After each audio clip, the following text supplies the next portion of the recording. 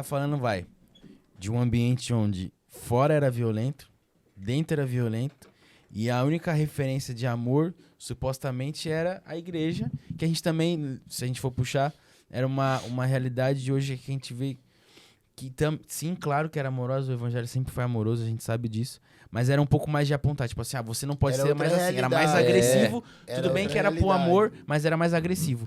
Então a gente foi pra igreja porque eu tinha medo de ir pro inferno. Uau! Porque a mensagem era essa. Se você não fizer isso, Exato. você vai pro inferno. Se você fizer aquilo, você vai pro inferno. Então eu fui criando isso na minha mente, né?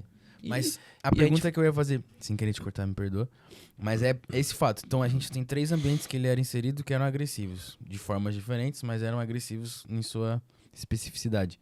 Mas hoje, só trazendo interligar essas duas, é um dos homens mais amorosos que eu conheço. A gente tava comentando que é pastoreio e tal, aproximar. E, querendo ou não, a violência afasta pessoas. Só que o senhor é uma pessoa que aproxima. Isso é intencional? Foi sendo gerado? Você entendeu? Como é que trouxe isso? Não tô querendo sair dessa parte da infância, mas coligando as duas faixas, assim. Isso tem referência? Ou, por exemplo, como a da bebida. Eu não vou deixar a bebida entrar em casa porque na minha casa destruiu. Eu não vou ser violento porque a minha realidade era violenta e eu vou proporcionar outra coisa. Vou proporcionar amor em vez de violência. Exato. Isso. É intencional? Ou eu acho que foi sendo construído, mesmo sem a consciência. Uau! Mesmo sem o entendimento. Então, foi sendo Então, eu queria gerar isso quando eu tivesse minha família, ser um pai diferente, um pai amoroso, mesmo com as minhas limitações, com Decepção? Não. Desfiguração? Deficiência. Quase deficiência. Né? Quase. Que um pai... Fui jogando.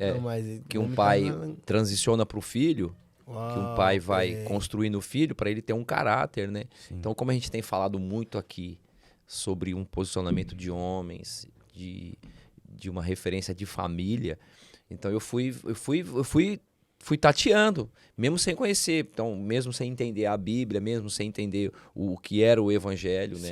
Então aí foi sendo construído. E minha mãe, com aquele coração de mãe, de guardar os filhos, de guardar a casa, de proteger, mesmo dentro desse entendimento da religiosidade, mas a religiosidade nos guardou, pastor Wesley. Uau. A religiosidade nos guardou a minha casa. Por mais que do legalismo, que a gente às vezes pode entender, mas a gente vê a misericórdia da mão de Deus. Quando a Deus guardando, né? Deus guardando, porque por mais... Então, você não pode isso, não pode assistir televisão. Então, você não vai jogar bola. Você é do tempo que também escondia a televisão dentro do guarda-roupa? Não, a gente não tinha mesmo. Não tinha porque também não tinha condições. Escondia dentro do guarda-roupa. Mas se você pegar pra pensar, tudo bem, era uma religiosidade muito forte, a gente conhece a história da igreja no Brasil, principalmente, mas pensa que era uma fase onde estava começando a globalização. Como a gente vê hoje, todo mundo se perdendo. Então, a gente vê que a sociedade ela é cíclica, ela volta. Essa foi a fase que a gente tá vivendo hoje, só que foi há 50 anos atrás. Então, tipo assim, imagina, você tá no Brasil, onde você tá ali, tem o Evangelho também não chegou faz muitos anos, não faz muito mais que 100 anos, eu não sei quando, mas enfim. E chega um monte de informação. Eu acho que essa religiosidade, em partes, como ele disse, guardou muita gente, porque quanta gente não morreu de overdose, quanta gente não morreu assassinada, quanta gente não começou a fazer várias coisas que não fazia por essa informação nova. Assim, eu peguei o finalzinho, né, Pé? Eu sou de 89, então eu cresci numa igreja, assim, bem tradicional no interior de São Paulo também. E eu tô supondo, eu não vivi, né? Isso cabe a vocês dois. Mas eu peguei, assim, o finalzinho, eu acho que foi uma tentativa, Sherlock, da igreja tentar guardar os filhos, os fiéis, entendeu?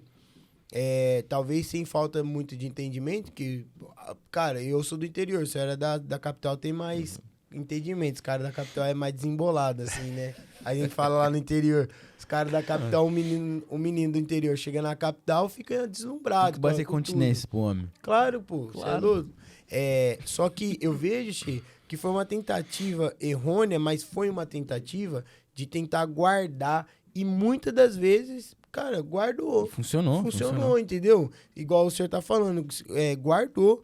Isso, eu acho que até o ponto do entendimento, igual o AP falou hoje aqui, o senhor falou agora também, a misericórdia. Sim, vai com te... certeza. Cara, porque assim, ó, você não tem o entendimento, então logo você tá na ignorância. Exato. Então Deus vai te guardando, a misericórdia vai te guardando, vai te guardando. E aí Deus vai guardando. Aí quando você entende, aí você passa a ser indesculpável. Sim. Né, Sim. PR? Sim. E eu acho que é um pouco disso que aconteceu nessas décadas. Só um minuto. A produção tá querendo participar. Meu microfone. Já posso falar? Pode falar. Não, gente, sem brincadeiras, mas essa idade, essa época aí que o pastor Walter tá a falar, quando eu sou de 81. E, por exemplo, eu vivi tudo isso que ele viveu também em São Paulo. Na altura, nós migramos do Nordeste, né, de Natal, para São Paulo. Meus pais migraram, eu fui bebê para lá. E até os 14 anos eu vivi justamente tudo isso que ele falou aí, a grosso modo, assim, dando uma pincelada, eu vivi. Você brincar na rua com os amigos, era bola de gude, era futebol, era empinar pipa, ver os seus pais em campeonatos de sinuca, apostando dinheiro. Eu vivi muito disso. Então eu vi meu pai também no alcoolismo, às vezes chegando em casa também batendo na minha mãe, às vezes alterado. Então, assim, eu vivi um pouco disso. E em São Paulo, pronto, eu vivi no Jardim Colorado ali. Então, eu sei, Vila Formosa, eu vi por aquelas regiões com meu pai. Eu lembro bastante. E as coisas naquela época, realmente, pastor, era diferente. Sim. A gente conseguia viver como criança, a gente conseguia aproveitar. Ah, tá. E eu acho que isso... A fase da criança, sim, né? Sim, e dentro disso que ele viveu... Hoje, pastoreando, eu acho que traz justamente essa essência. Tudo isso, como vocês falaram, que ele buscou, onde é que ele encontrou, como ser um pai. Não dizendo que nasceu de 89, como o pastor Wesley nasceu, como ele falou, dos de hoje, mas a gente vê a essência, a gente vê a essência do pastorado hoje, pastores mais maduros ou com outra visão, que vieram dessa época, eu acho que conseguem entender justamente essa... diferença daquela idade que a gente vivia, as dificuldades, carrega uma experiência, parece carrega uma muito isso que nós vamos entrar agora com o pastor Walter. Eu acho que o que o senhor carrega é igual o senhor tá falando, né? Foi uma construção. E é top você fazer esse crossover, que hoje, quando as pessoas olham pro senhor, não vem outra coisa senão amor. Com certeza. E é por isso que eu falo que o Em Casa é top, cara. Porque ninguém sabe disso. Ninguém sabia, né?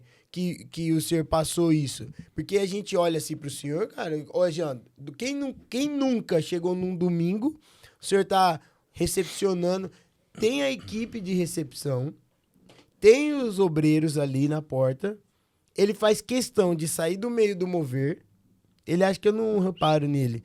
Ele sai no meio do mover, vai pra porta e, cara, o melhor sorriso que você pode, o melhor bom dia que você pode receber no domingo de manhã, quando você vem ao culto de Casa do Leão, é do pastor Walter e da pastora Aline Souza. E ele sabe quem é visitante, hein? Todos. Sabe. Ei, você nunca veio? Nunca vinha. Prazer e tal, eu sou o pastor Walter, pastor Aline e tal, seja Mas às vezes a gente dá umas gafas também assim, porque... Graças a Deus é muita gente tem tido muita gente, né? Então a gente vê isso e a gente não consegue gravar todos, né? A fisionomia de todos. Mas aí, e dentro disso que o pastor falou, o que nós ouvimos hoje, que o apóstolo ministrou, é um caráter que vai sendo formado em nós. Uau! Né? É uma construção. Então toda essa história, né? Que a gente foi passando da minha infância, entrando na fase... Eu não gosto de usar muito, eu não fui adolescente. Então, porque se a gente for ver na história mesmo, acho que foi no finalzinho, do início dos anos 90 que inseriram essa ideia de conceito de adolescência. Não, eu não vivi isso. Aí eu até, às vezes, eu brigava com os meus filhos, que eu chego mais, né? Falei, não existe esse negócio de adolescente e tal, não existe. Não existe isso daí, não. Filho, outros tempos. Não, e eu vi, tipo assim, eu vi em revistas, tipo assim, conselhos falando que existia adolescência. Eu vi, tipo assim, novo, mas eu já vi, eu lembro de ter revista assim, e alguém falando com eles, ou discutindo, debatendo se existia ou não adolescência. Porque o cara com 14 anos já tava trabalhando. Aí a gente vai vendo como vai mudando a mentalidade de uma geração. do que nós ouvimos hoje e o que nós vai temos se expandindo a infantilidade, do né? que nós estamos ouvindo. Exato. Né? É tudo ao contrário do que Deus já estabeleceu. É. Né? Então a gente pega isso, aí você consegue, vai discernindo. E a minha vida, depois eu saí dentro dessa construção, né, para a gente chegar no ponto. Eu fiquei na igreja até os meus 17 anos mais ou menos ali, 16 para 17, aí tinha muita festa, tinha as baladinhas, tinha as festas que a gente queria, e aí minha mãe eu já começava a trabalhar e a gente queria ir. Já tinha independência. E quantas vezes quando o pau quebrava, quando o bicho pegava num lugar, e eu voltava para a igreja, ia pro culto, desesperado, e aí meu tio ministrava, quem quer reconciliar com Jesus? Tava lá o Walter de novo. Uau. Quantas vezes eu reconciliei com Jesus? Quantas vezes? E ela chorava, se humilhava e tal, mas não tinha firmeza, porque aí já fui sendo seduzido, envolvido pela influência, né? De balada, dos amigos, das festas, trabalho, isso. E aí foi indo, aí até os meus, aí eu fiquei na igreja dos 17 aos 18, vai e volta, tô firme com Jesus, aceita Jesus, reconcilia com Jesus, e foi assim.